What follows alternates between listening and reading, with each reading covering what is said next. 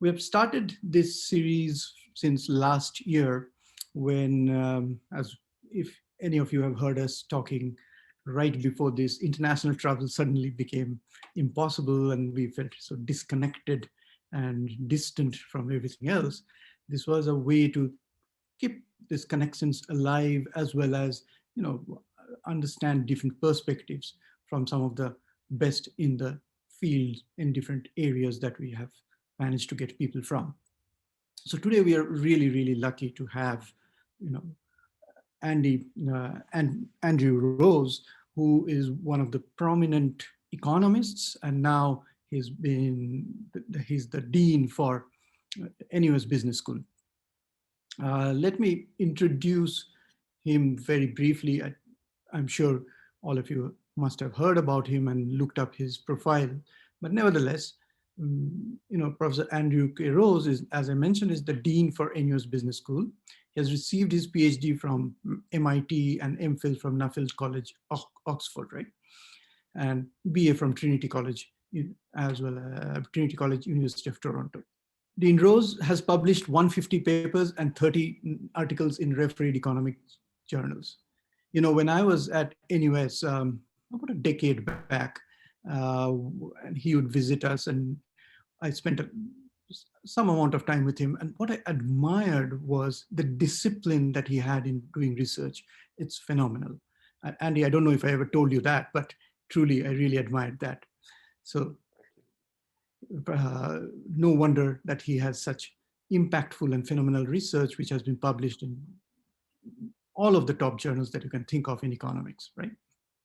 His research areas addresses issues in international trade, finance, macroeconomics, and he has been a wonderful teacher in international macroeconomics. Prior to joining NUS, Dean Rose served as Associate Dean for Academic Affairs and Chair for Faculty at Berkeley's Haas School of Business, and was the Managing Editor of the Journal of International Economics. He was the founding director of the Clausen Center for International Business and Policy at Haas and the Risk Management Institute at National University of Singapore. He has worked on 6 continents, and somewhere I've read he is a citizen of 3 countries. Andy, I did not know that part of it. That's true. Yeah, okay. Yeah, so he has, of course, spent time in almost all parts of the world and has been part of different multinational agencies like International IMF, the World Bank, ADB, and so on and so forth, right? And I can go on, but I think that will do.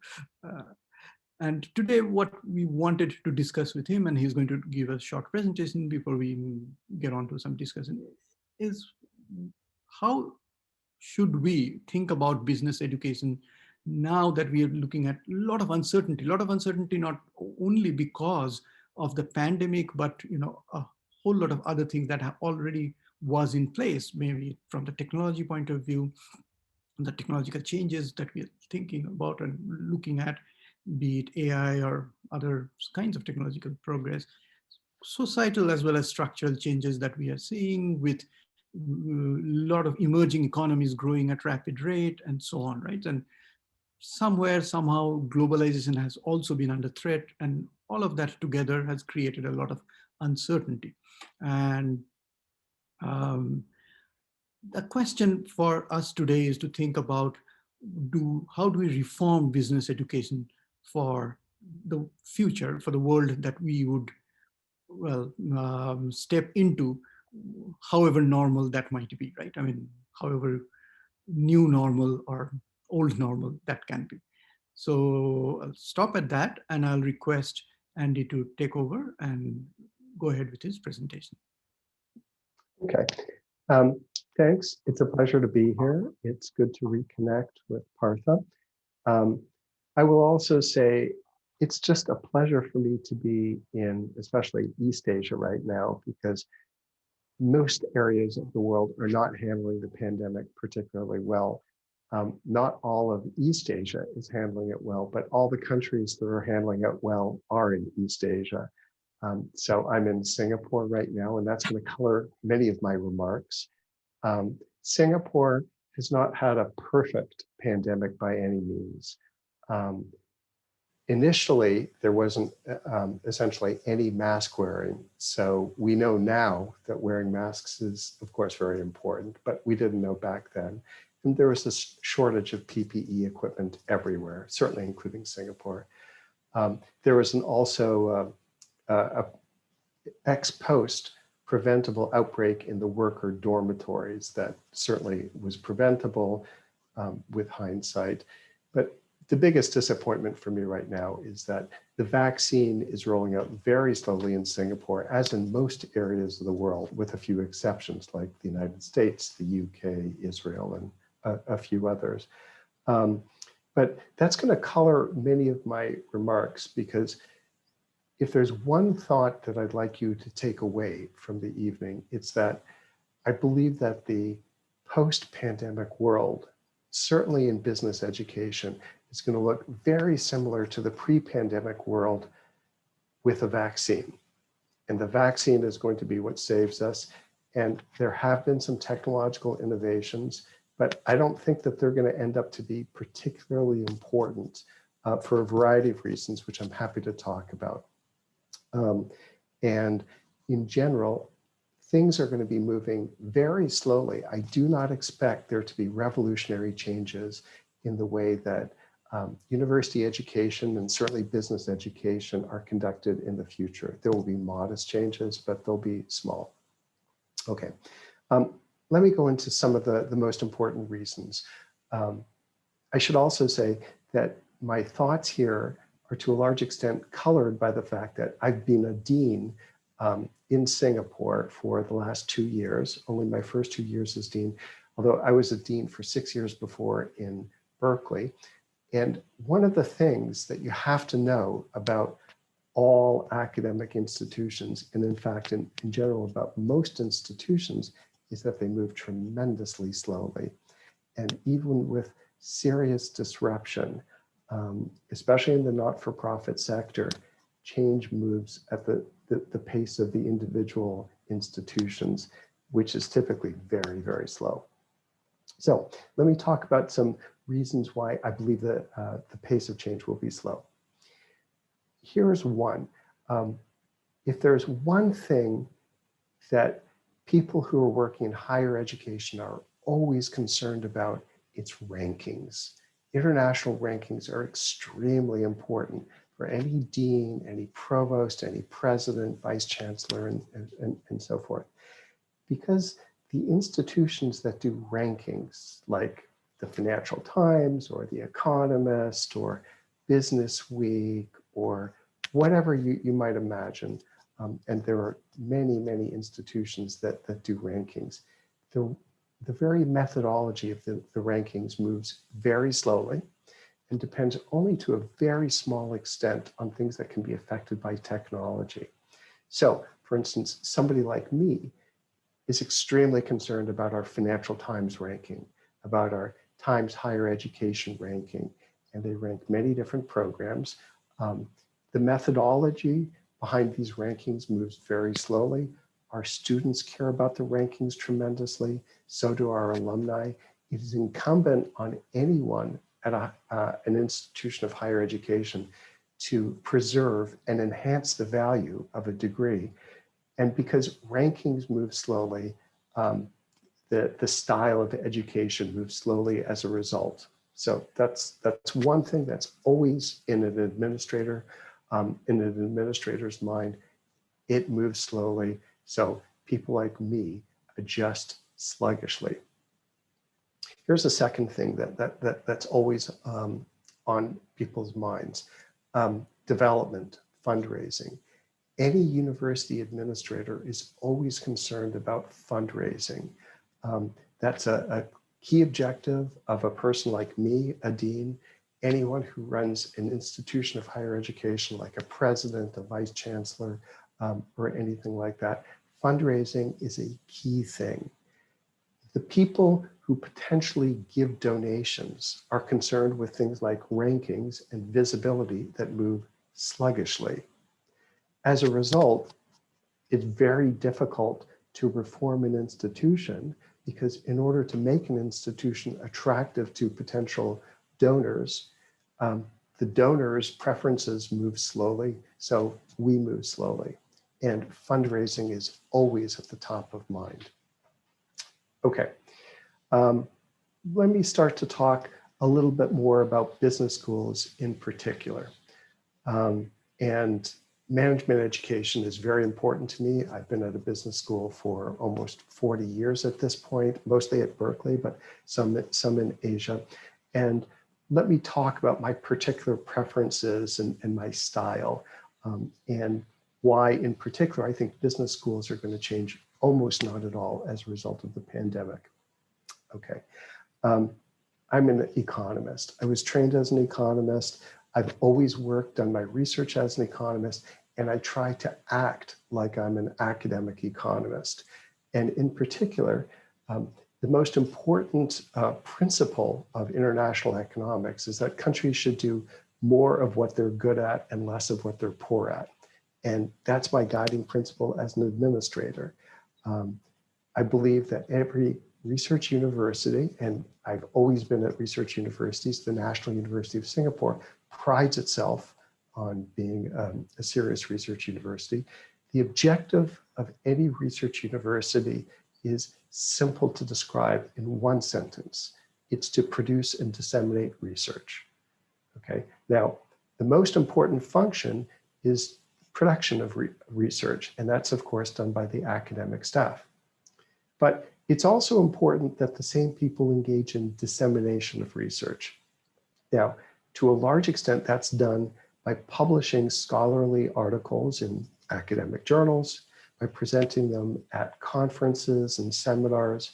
But it's part of the dissemination of research occurs through the training of students, especially graduate students, but also undergraduates. Undergraduates in most fields of academic endeavor are learning material that is sometimes hundreds of years old, usually decades old at least. And that's certainly true at all business schools. My view is, as an administrator, my sole objective is to facilitate the production and dissemination of research. That fundamental objective hasn't changed, okay? And since I believe that most of the technological changes that have affected the world, certainly before the pandemic, such as the internet and so forth, but also the pandemic itself, haven't changed the objectives and haven't really changed very much the methods of either producing or disseminating research. Now, to some areas of research, this pandemic has been terrible. If you do work in the field, if you are working in a laboratory, and laboratories have often been shut down because of social distancing and de-densification and things like that, that's a big deal. But for many, many areas, and certainly almost all of the social sciences, the ability to produce and disseminate research has been affected almost not at all by the pandemic. And that's one of the reasons why in my particular area, economics, but more generally in business, the pandemic has actually been associated with an explosion of productivity because people find it easy to stay at home, and rather than be bored at home, they produce research. So most people's research productivity has risen in the last year or so, simply because the alternatives, the amount of leisure that one can consume enjoyably has fallen. Okay. Let me talk just a little bit more about the direct effects of the pandemic on management education. Now, I should say that I take teaching as an administrator, as the dean of a business school, very seriously.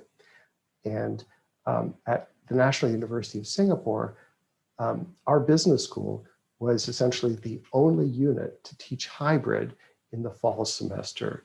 So we were only locked down just about a year ago, and Singapore had a relatively mild lockdown.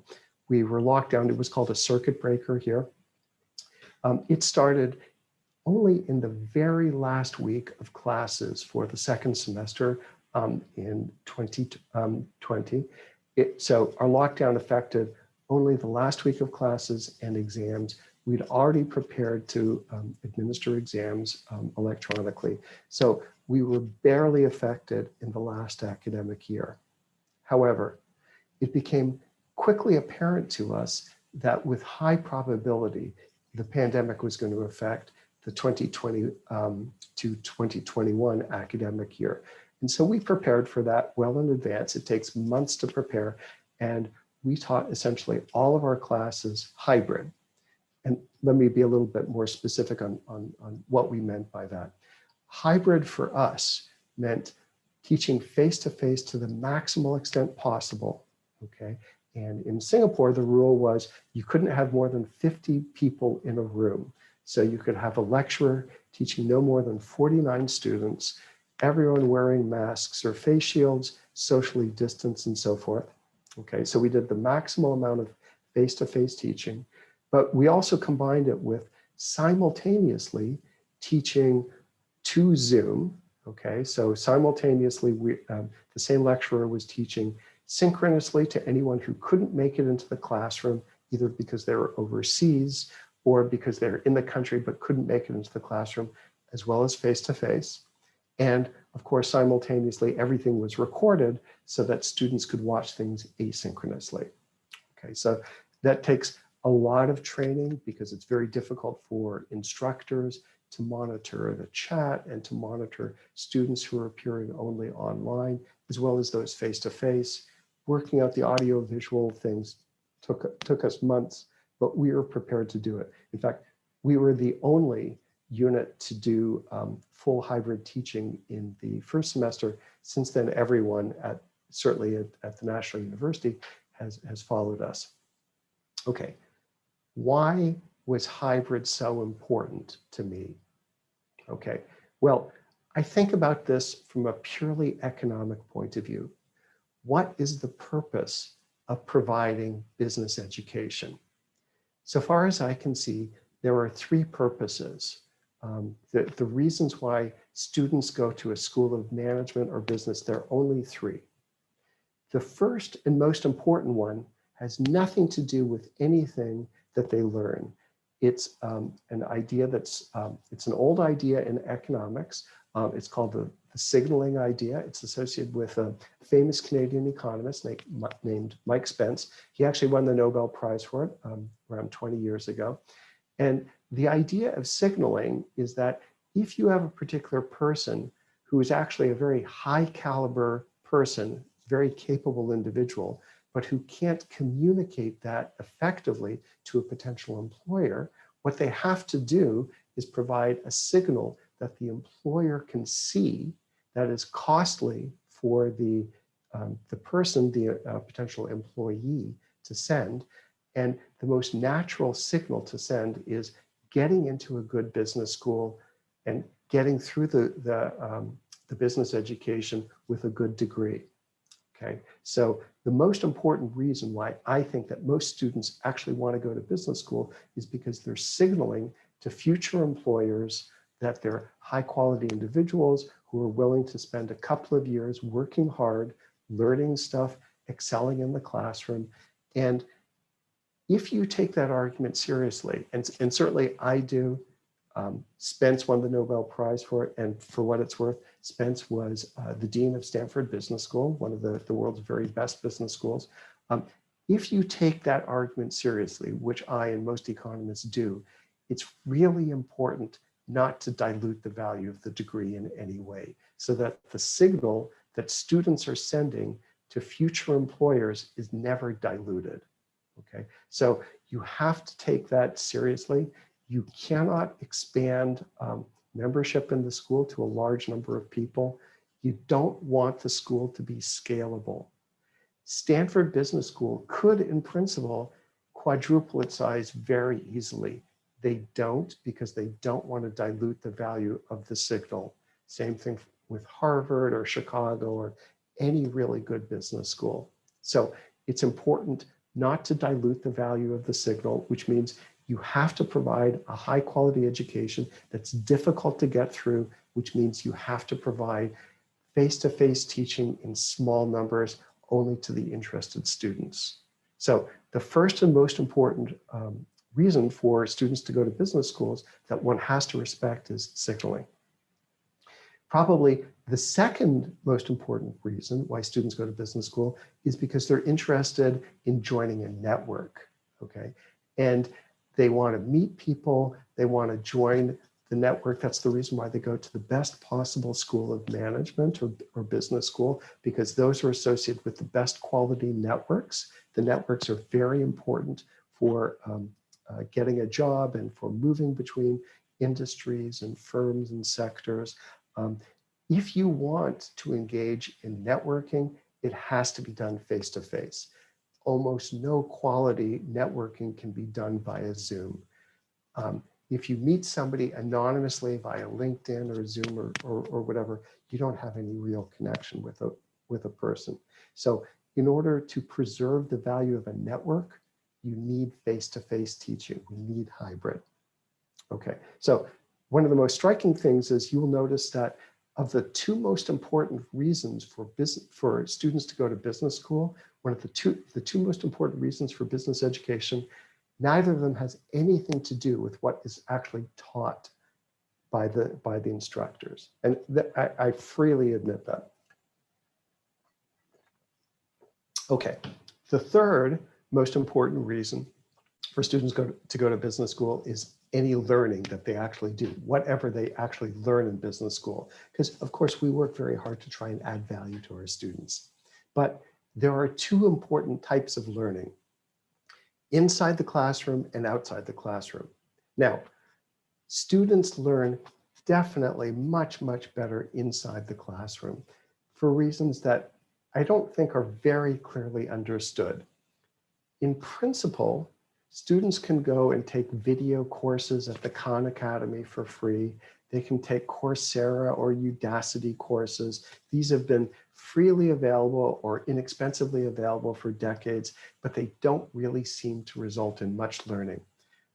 Even before the internet existed, it was always possible, at least in principle, to sign out textbooks from the library, to study textbooks.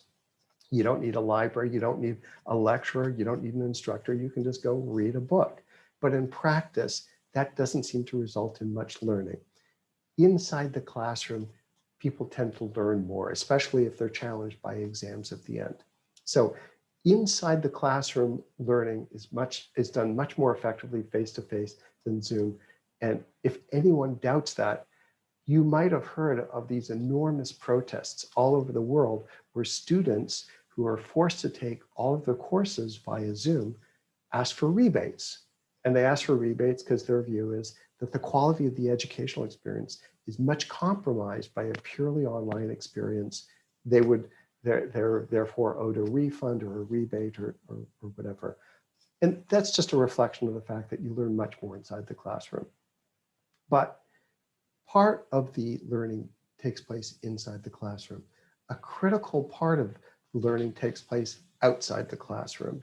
The students meet with each other, they do group projects, they bump into each other, they engage in all sorts of interactions, and these are also a critical part of learning, especially for second and third degrees.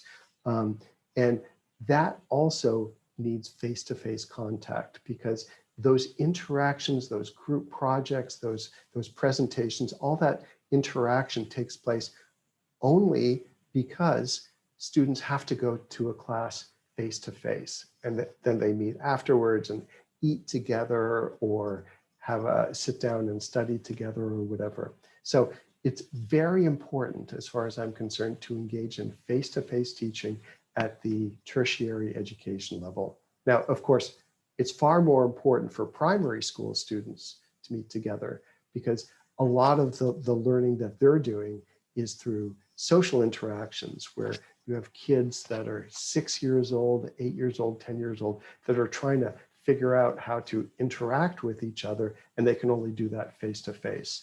So for all these reasons, it strikes me that face-to-face education is extremely important. Zoom has made a huge impact on the world as a result of the pandemic. I personally think Zoom it's way better than the previous technologies, and it's not close to what it's going to be in 5 or 10 years. Most people don't have very good internet connections.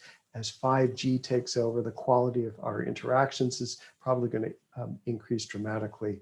But for a host of reasons, the technology right now is not very impressive.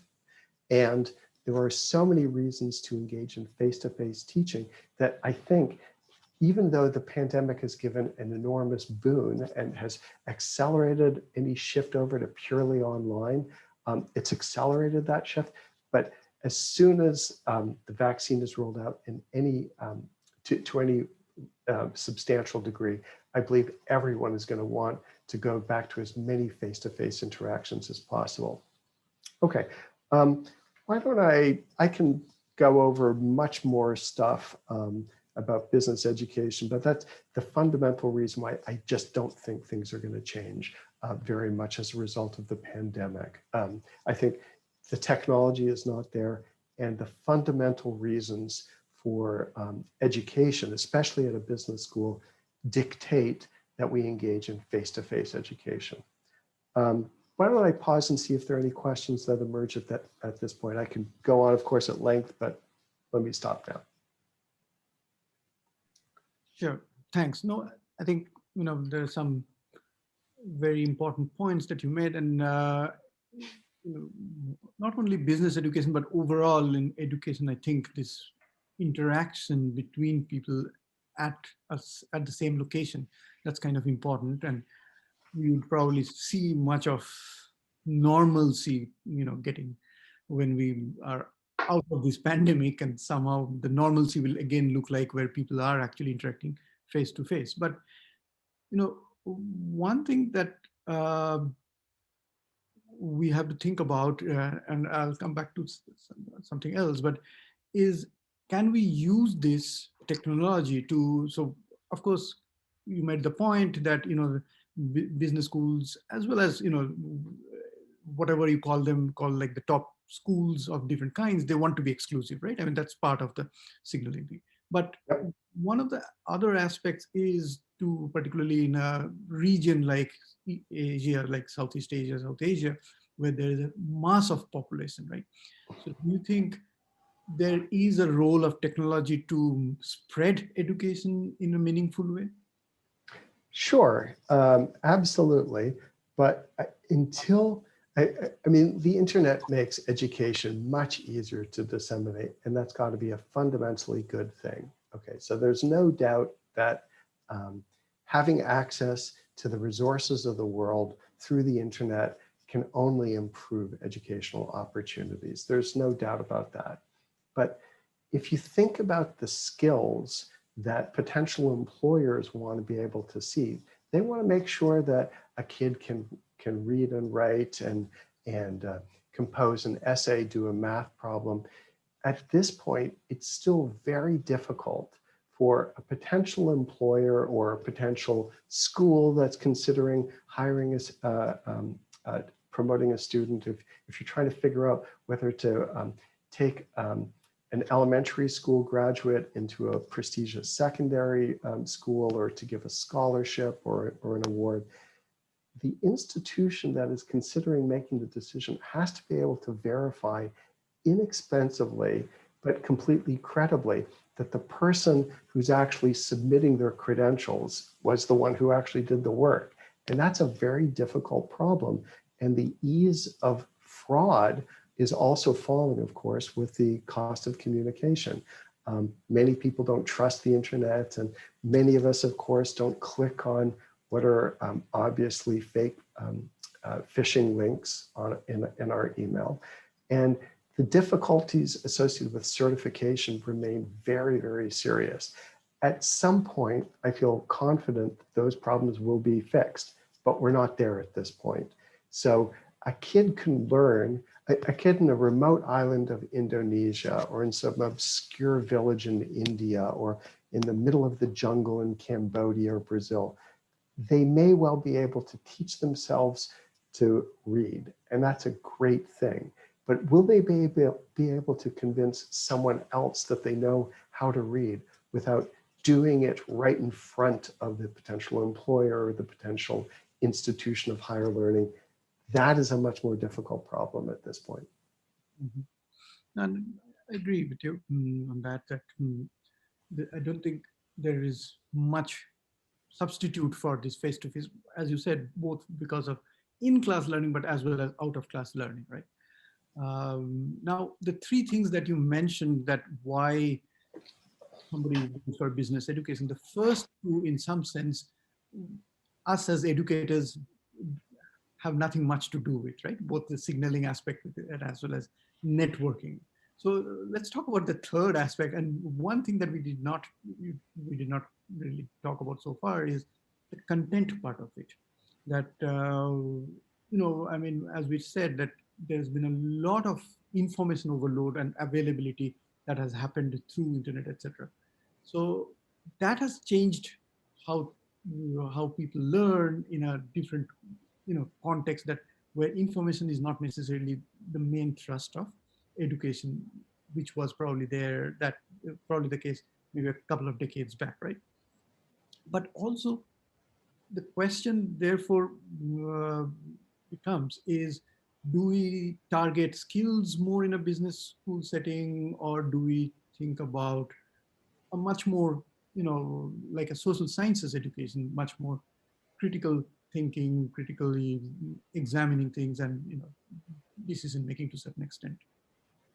Well, I'm very much on the side of trying to teach the basics and essentials and the more abstract concepts rather than directly applicable skills. So for instance, when it comes to computer science, you don't really care about whether you learn Python or R or whatever the exact computer language is. You want to be able to know that the students know how to design programs and what the essence, the methodology is. Or from if you're teaching something in finance, it's more important to make sure that the students understand the basics of, for instance, present value, which is a very simple concept to some extent, but it's a very, very powerful and sophisticated concept to much of the world, rather than the particular way that you price an individual option, or that you engage in a certain type of fintech right now. So I think the education that lasts is going to be one that ensures that the graduates know not just the material that they've been taught, but they know how to learn in the future, okay? Because the one thing that you're sure of is that anyone who graduates in the next few years is not going to be doing the same thing in 15 years that they do when they graduate. There's going to be continued technological development. So the most important thing is not to learn the minutia of what is current, what is important currently right now. It's that they know how to learn in the, for the future. So the basics, and that's one of the reasons why I'm a strong believer in teaching theoretical stuff, so that people have principles as opposed to just the applications. Right. The other thing that I think maybe we can talk about for a bit is now, particularly in Asia and India too, we see a lot of people interested in startups rather than getting jobs in more established firms and so on and so forth.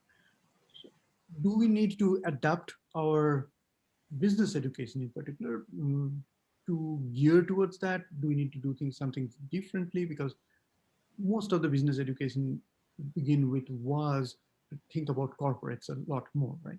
So what are your thoughts on that? I guess my view is, I don't know if the interest in startups is either enormously different from what it's been historically, because of course, historically, there have been a huge number of small firms that have that have started up, and that's always been true. And of course, don't forget also that most startups fail, okay? You hear about the more successful ones, but the vast majority of small firms fail or stay small forever. Nevertheless, I certainly agree with you that they're viewed as much sexier now than they were, say, a decade ago. And that's twinning with another trend, which is there's a growing demand for higher education just in general across the world. When I was graduating myself, a first degree, a bachelor's degree in Canada was viewed as probably a ticket to the middle class. When my parents were graduating, a bachelor's degree was, you were guaranteed entry into the upper middle class. Most people, of course, graduated back then with only high school diplomas, and that was viewed as the ticket to the middle class. As time goes on, all over the world, there's a growing demand for higher education. And I think very soon it's going to be almost the necessary credential to have not just a bachelor's degree, but a master's degree. And you've seen that this has been true in Europe for a while. It's increasingly true in East Asia and in the Americas. And the most popular and fastest growing segment of the population is the pre-experienced masters. So the easy way to think about it is, suppose you're a parent of a kid and your kid graduates with a degree in Chinese calligraphy or anthropology or theoretical physics or something like that that they've enjoyed doing, but has no potential for any serious employment. What does the parent do? The parent says to the kid, stay in school for an extra year, get a pre-experienced master's in, say, management. And that's where there's been tremendous growth. The pre-experience, so not an MBA, and it's before you enter the labor force. And those master's programs, they're often 18 months long, either 1 year or 18 months. They're sort of like a little MBA for students who don't have any work experience and who are slightly more immature, and they're somewhat diluted in value, but they give you a little bit of everything.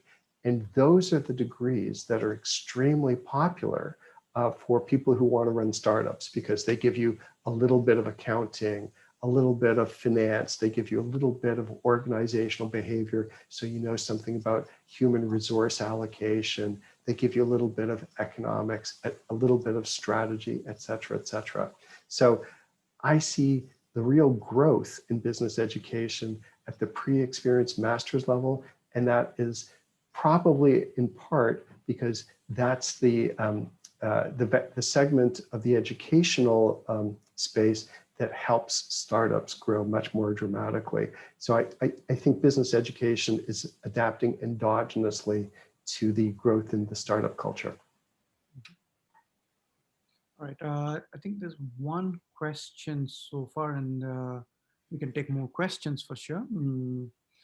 So it says that if businesses run on the capability to understand people and execute bridges between them, then to what extent does business education play a role for someone starting a business? I guess, I think we kind of preempted a little bit of that in this question. So, yeah, I'm not sure that business is really about building bridges between people. I mean, most businesses that are going to be successful figure out some product that consumers or other businesses need that they can produce in a more efficient or more interesting or more innovative or more inexpensive format. And in order to start a business, you need a multitude of skills. You're only going to learn a tiny fraction of those from school, but you probably want to learn a little bit about many, many things, which is what a master's in management is all about. Since there are no questions from the audience yet, I'll let them write more questions, but let me go back to one thing that you mentioned at the very beginning, ranking. How do we, so clearly that is something that has to be dealt with, right? I mean, I don't think I've met anyone who's really happy with any ranking that comes out, right? Yep. Go about reforming that, because clearly, all that we do in universities, business education for sure, but overall in the university is so much dependent on how the rankings are organized, right? So I don't think that there's any plausible way to reform the ranking system. It just can't be done, because first of all, there are many, many different rankings. And they all have an incentive to differentiate one from another. So the Times higher education system prides itself on being very different from The Economist, which prides itself on being very different from the Financial Times, et cetera, et cetera. There's no reason why they would all agree on a constant formula. And of course, their argument is, and it's a legitimate argument, that different rankings from different institutions are measuring different things, which I think is perfectly right. And that's the reason why you don't necessarily care that much about any single ranking. Now, I should also say, you cannot ignore rankings as far as I'm concerned. They're very important, but it's also a mistake to spend very much attention focused on any single ranking, because there's lots of randomness associated with these individual rankings. They move from year to year because, of course, each of these magazines or publications has to sell issues every year. And even if the rankings move sluggishly, they always rearrange the methodology or put in new data or whatever it is, so that there's always some movement.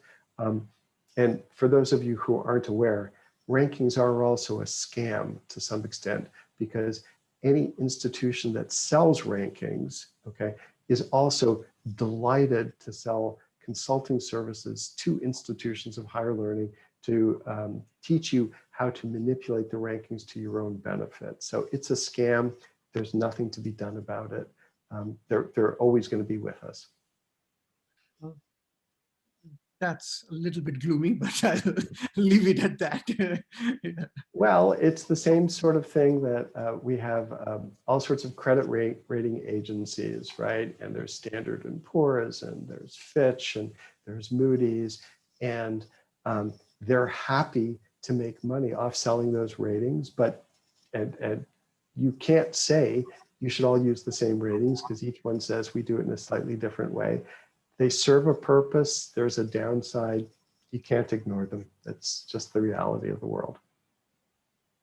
All right, I'll get on to some questions, and looks like these are from students. Somebody is asking that at what point in one's career should we ideally go for an MBA? At what point should you go for An MBA? I suppose, to give you the context, in India, a large number of students go to MBA without experience, right? Okay. My personal view is you want to get an MBA when you actually know what you're after from the MBA. And that typically means having both graduated from your, finishing off your undergraduate degree and getting, I would say, at least 3, but between 3 and 5 years work experience. So you have a better sense of the sort of job that you're interested in. But the perfect time for an MBA is where you've hit a point at your firm or in your industry or in your occupation where you want something different and you don't know how to do it within the firm or industry or occupation. So an MBA is the perfect way to switch industries or sectors or firms or occupation, because most MBAs require an internship in the summer in between, and that's the perfect opportunity to switch yourself. So you have to know enough about yourself to know what you want and also what you don't want. So my view is the perfect time is after working between 3 to 5 years, but more particularly after you know what you want to do differently, and choose an institution to get your MBA, which allows you to switch industries or occupation or sector or firm or whatever it is that you're interested in. All right. So now I think there are a couple of questions about starting businesses and how do they go about, and what's your suggestion? I suppose within the MBA program, do they do something different from a regular student, or how do they go about? If you want to start a startup while you're in business school. Mm-hmm. Okay.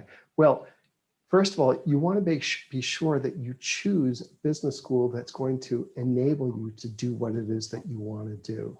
So for instance, If you're interested in something in a startup in food and beverages, choose the school appropriately. If you want to choose something that is focused on a particular firm, then make sure that you go to a business school where the firm hires a lot of students from. If you want to work in, say, the tech sector and you want to engage in a startup there, make sure that you choose a business school that's known for siring startups, that has connections to incubators in that sector. Okay, so the critical thing is to make sure that you've chosen your school appropriately. And that should be clear as day. When you apply to a business school and after you're admitted, there are typically all sorts of functions that occur where they're trying to induce you to actually accept the offer. And one of the things that you should always ask about is, what is the student life like? What is the club life like in this sector for startups, if it's a tech startup, or if it's in food and beverage, or if it's in transportation, or whatever it is that you have an idea in. Choose a school that already has a reputation for producing people in that area, because that's where you're going to meet like-minded people. And the one thing that every startup entrepreneur says is they want to bump into lots of like-minded people doing basically the same sort of thing. Next question, I'll just read that out. It says that since pandemic has played out a role in changing the environment and process of learning for more and more graduates and undergraduates, what, according to you, should we focus on more consciously so as to stand at par with the requirements of employers and educators that hire us in future in business education? So go ahead. I think it's about getting into business education as a career later on.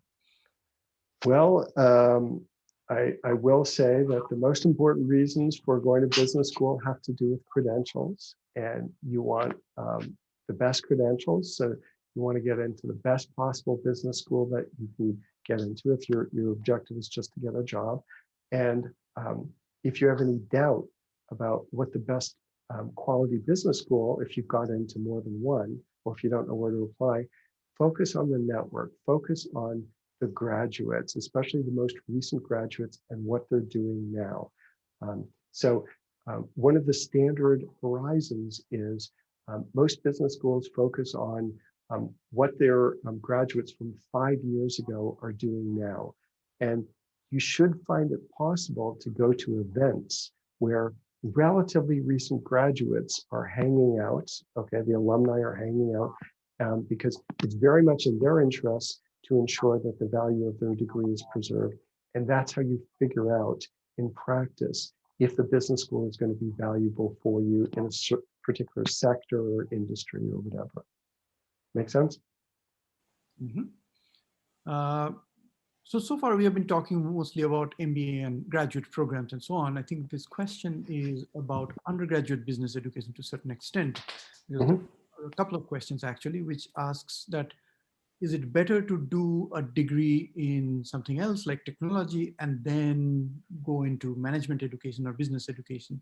Or is it worth going into business education like a BBA program or a BMS program as we call it here, and continue to do an MBA later on? Well, I think if you're interested is primarily, for instance, in the tech sector, then what you should do is get your first degree in computer science or tech or physics or chemistry or biology or whatever it is, because the business education will only take a year or two afterwards. And you want to get the basic science or the basic skills associated with your primary interest first. If you don't know exactly what you're interested in, and all you know is that you want to, you're interested in business, then fine, go for a BBA. But I do believe that it's very difficult at the age of, say, 16 or 17 to say, I want to go into business. I also think it's not a good idea for most students to take a BBA without at least a year or two of more a broader reading, because you'll never get a chance to read, like take a course in Russian literature, take a course in art history, learn some ancient history, take a physics course. You'll never ever get an opportunity later on in your life to figure out if you're good in social sciences or pure sciences or one of the humanities. And I, in general, think that too many people take undergraduate degrees in business when they should be exploring something deeper that's more fundamental and closer to their potential interests. So I discourage students from aspiring to take an undergraduate degree in business. At Berkeley, for instance, we forced all undergraduates to take 2 years of general studies, and then they applied to transfer into the Haas School. And that only covered the last 2 years of their undergraduate degree. I think that's a much healthier thing for the individual. Interestingly, at Shiv Nadar University, we actually require all students, including undergraduate business students, to do a lot of courses outside the business school. So that's good. It's not a 2-year thing that Berkeley has, but it allows people to get this broader perspective that you talked about. So yeah, it's a very healthy thing for the individual. It's your opportunity to expand your horizons. All right. Now I think people are getting into more specific things. Somebody says, I'm a BTech student graduating in 2023 and want to move into fields of finance and financial markets in US. Okay. Should I target an MBA in finance or STEM courses like masters in financial engineering? Well, if you're very good in mathematics and physics, and you can do heavy duty, if you can do continuous time stochastic calculus pretty easily, the more technical it is, the better. But of course, more technical skills get you a higher premium, but they do pigeonhole you. You're going to find it difficult to move away from things. But right now, of course, the more quantitative you are, the more employable you are, the more attractive you are to employers. All right. Thanks so much. I don't think we have any other questions. Okay. Now, I think it was a very enjoyable conversation, and again, appreciate you taking the time off and talking about these things. And I'm sure the audience here had a great time and also got a great deep insight into some of these issues that we talked about. Thank you. To all people here, thank you being with us. I know it's particularly in India right now, lots going on. I know people are here from different parts of the world, and I hope all of you, wherever you are, you stay safe and get out of this pandemic in a good shape, so to say, right?